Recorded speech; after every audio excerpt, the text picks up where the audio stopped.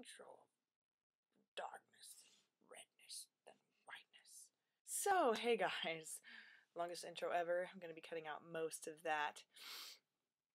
How have you guys been? Yeah. I'm sick-ish. I have some stuff in the old throat. So, that kind of came around Christmas Day.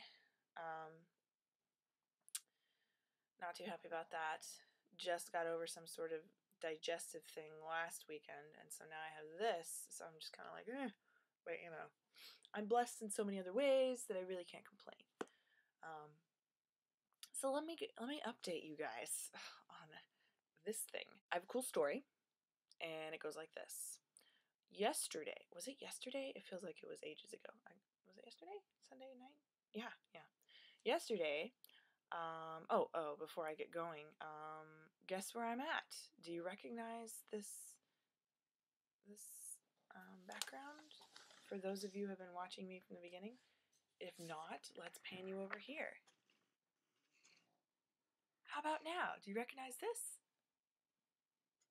I am house sitting again for the family that I house sat for. And of course, the dogs, the crazy dogs. They're not crazy right now, thankfully. I'm house sitting for that family again over Christmas. 10 days over Christmas. I'm getting paid okay for it. I basically quoted them a higher price than I did last time. I know this doesn't matter to you, but you listen to me because that's what you're here for.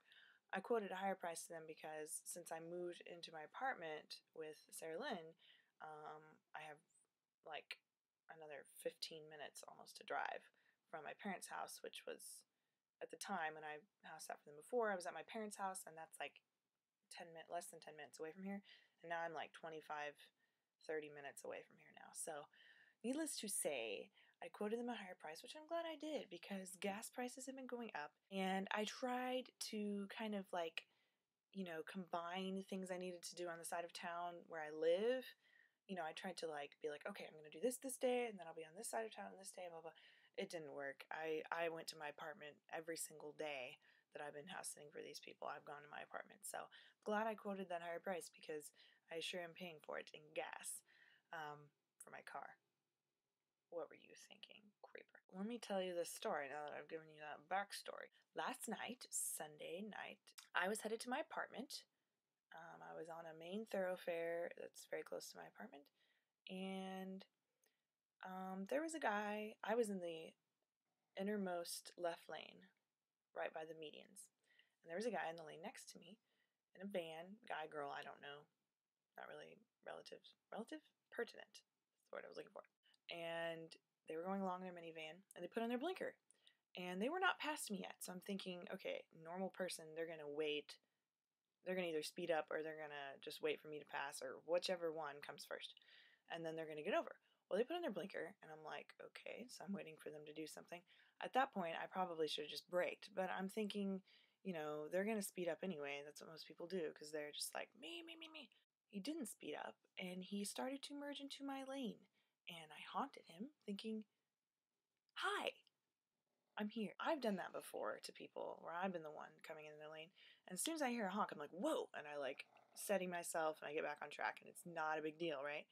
So this person didn't do that. They kept coming. This all happened in 2 or 3 seconds. I was at the point right by the median where there was a gap for people turning from the other side, or either way, me turning left or somebody turning past me in this way, whatever, you know what I'm saying.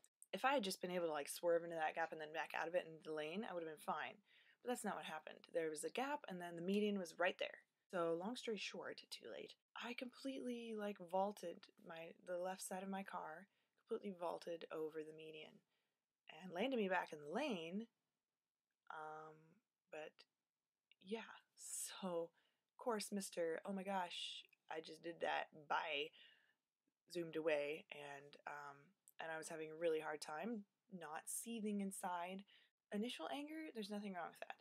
I just didn't want to stay angry. Put on praise and worship music because I was like, I need to just focus. I need to not focus on this. I mean, that's almost impossible because I was stranded. Regardless, I was like, I need to try to handle this as maturely as possible.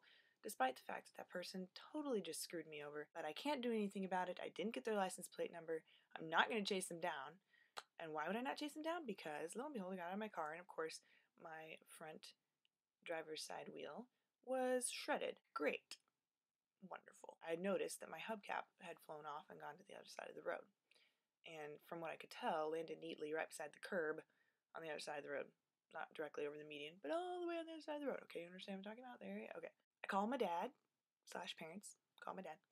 And he was like, well, can you pull over? And I was like, well, yes, I can. And I was thinking I was going to cross traffic, but then I realized no one was coming behind me, so I just zoomed over like 2 lanes and got into the area over there.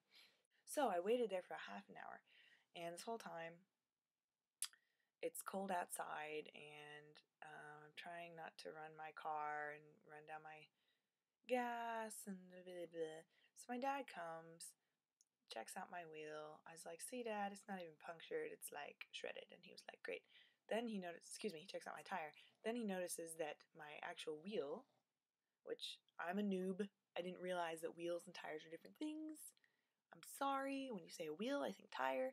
Automatically, I didn't really think about that there were 2 parts. My actual wheel was dented in because of where I hit the median. I have to buy a new wheel as well as a new tire. I happen to have a spare in the back of my trunk, which I didn't expect, and a jack without the little maneuvering device to jack up my car. My dad used a wrench that he happens to have. Yay for dads having toolboxes in their cars so that they're always ready to help you, and they're like daddy to the rescue. He was able to use that, and I used the flashlight. This was all after taking my spare tire to a gas station and paying like $1. My dad was like, are you sure you want to do this? You don't want to drive home? I'm like, dude, no, home is like 20 minutes away. Why would I do that? So, because he could pump up air at his house. So, oh my gosh. Okay, so Donut wants to be part of this conversation.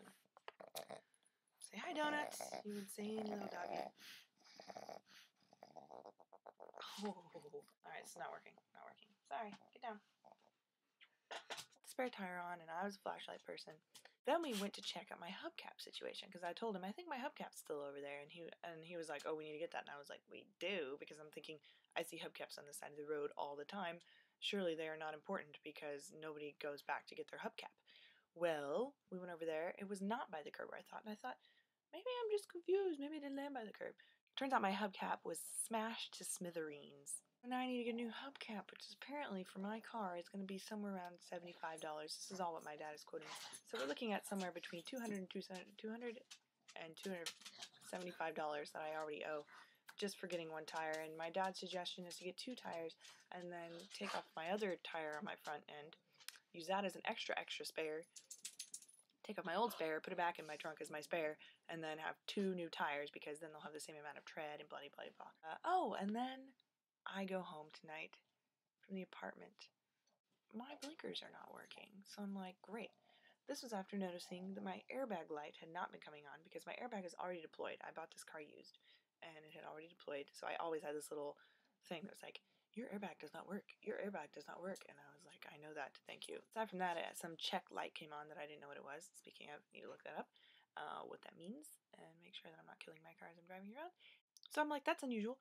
And then I realized my blinkers aren't working on the way home today. And I was thinking, maybe my indicator lights are not working. But no, they weren't working at all. Everything has to sync. Your indicator lights, blah, blah, blah, blah. Because then I came home and parked outside the house with it, and I got them to work again. But then they stopped working.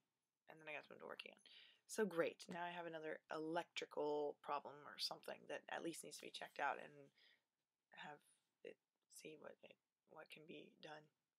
That was my last couple days. And those are just the bad parts, and they make for good stories, so I figured you might want to hear that. I am still very, very blessed, and I'm still very, very grateful. Telling that story doesn't change the fact you're sitting with me in my living room right now. My car was not bodily damaged. It has all these other problems, but it doesn't have body damage, which could be the most obnoxious thing about basically what would be considered a hit and run. But aside from that, I was not hurt. I was able to get off the road easily. I had a dad that could come and help me. I had a spare tire. This is a 16-minute video, so I'm going to stop talking so that I can edit this and put it up tomorrow, hopefully. Okay, I need to go watch some Toby Games Amnesia. shout out to Chadicus Radicus. You're awesome, Chad. I'm sorry that your shout out had to have the background soundtrack of a dog snuffling like a disgusting beast. Shout out to Rock the DJ, aka Arthur O. Arthur O. Arthur O. Yes, I'm saying it that way on purpose. Shout out to all my other friends, Fresneds. Right? This has got to stop. This has got to end sometime, right? It could end any time. I could just be in the middle of talking.